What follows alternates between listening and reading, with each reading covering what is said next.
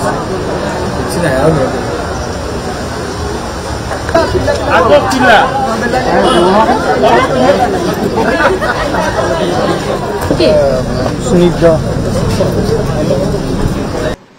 जातीय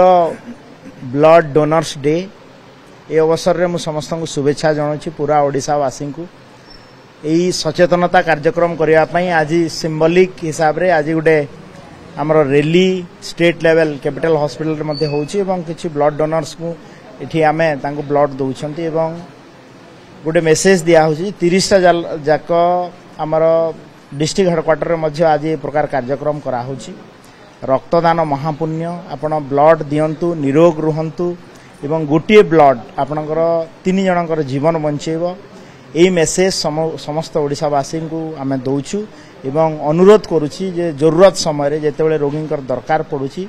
वॉलंटरी आपण blood donation करंतु एवं जीवन बंचांतु।